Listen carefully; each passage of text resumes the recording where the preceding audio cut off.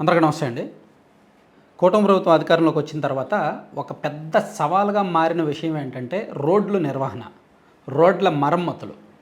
కొత్త రోడ్లు నిర్మించాలి, ఉన్న రోడ్ల మరమ్మతులు చేయాలి, ప్లస్ ఈ రెండింటినీ కూడా నిర్వహించాలి. అది ఒక పెద్ద సమస్య. దీనికి రకరకాల విధానాలు తీసుకొస్తున్నారు. మనకు గుర్తుంది కదా, ఈ కొత్తగా రాష్ట్ర రహదారుల్లో కూడా టోల్ గేట్ల విధానాన్ని తెచ్చారు.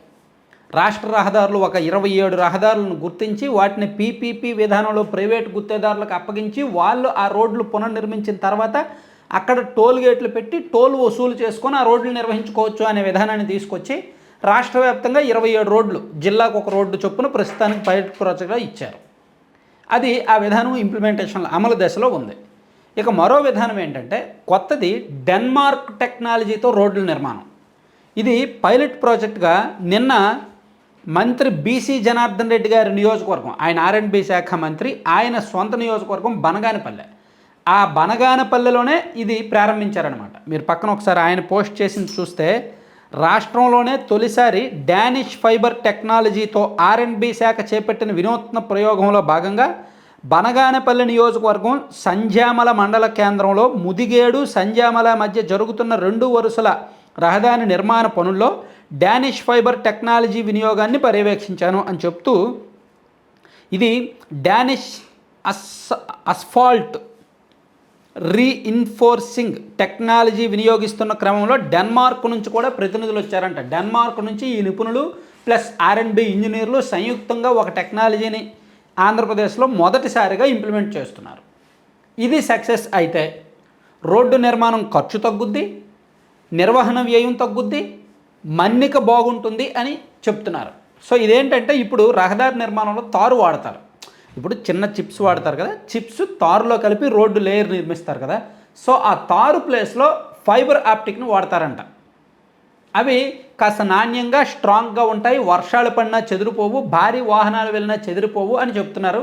ప్లస్ ఖర్చు కూడా తక్కువ అవుద్దని చెప్తున్నారు.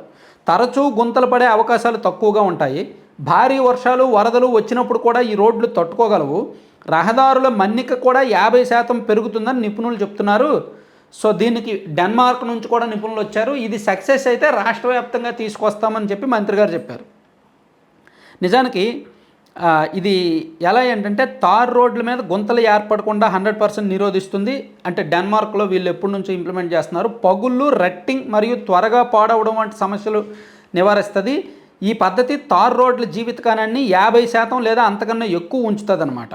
సో ఈ టెక్నాలజీ ఏంటంటే డానిష్ అస్ఫాల్ట్ రీఇన్ఫోర్సింగ్ ఫైబర్ అనేది అరమిడ్ అండ్ పాలియోలెఫిన్ అనే ఫైబర్లతో కూడిన అధిక టెన్సైల్ బలం గల సింథటిక్ ఫైబర్ మిశ్రమం. ఈ సింథటిక్ ఫైబర్ మిశ్రమాన్ని తారు ప్లేస్లో రోడ్ల నిర్మాణంలో వాడతారు. పగుళ్ళు ఏర్పడిన పాత రోడ్ల పునరుద్ధరణలో కూడా తారు మిశ్రమాలను బలోపేతం చేయడానికి ఇది ఉపయోగపడుతుంది అనమాట. డానిష్ ఫైబర్స్ ఏఎస్ నుంచి ఇంజనీర్లు ఈ రోడ్డు నిర్మాణ ప్రక్రియను పర్యవేక్షిస్తున్నారు. సో ఇది సక్సెస్ అయితే ఆంధ్రప్రదేశ్ మొత్తం దీన్ని వేయడానికి ప్లాన్ చేస్తున్నారనమాట. సో చాలా అంటే కొంచెం కొత్తగా ఉంది. ఇది ఒకవేళ సక్సెస్ అయితే మాత్రం ఒక రకంగా మంచిదే. ఎందుకంటే మనకు చిన్నప్పటి నుంచి తరాలు మారినా సరే రోడ్లు బాగో. ఎందుకంటే రోడ్లు వేస్తారు, ప్రభుత్వాలు మారే కొద్దీ రోడ్లు వేయడమే సవాల్. రోడ్లు వేస్తారు, వేసిన తర్వాత మళ్ళీ ఒక్క వర్షాలు గట్టి వర్షం పడితే రోడ్లు గుంతలు పడతాయి. అవి మళ్ళీ సరిగ్గా నిర్వహించకపోతే గుంతలు పెద్దవి అవుతాయి. అదో పెద్ద సమస్యగా ఉంటుంది. సో ఈ సమస్యకు శాశ్వత పరిష్కారం అంటూ ఉండదు. శాశ్వత పరిష్కారం కోసమే దీన్ని తీసుకొచ్చారు. ఇది ప్రభుత్వం లక్ష్యం నెరవేరుద్దా లేదా కొత్త విధానం ఎంతవరకు సత్ఫలితాలను ఇస్తుందనేది చూద్దాం. Thank you.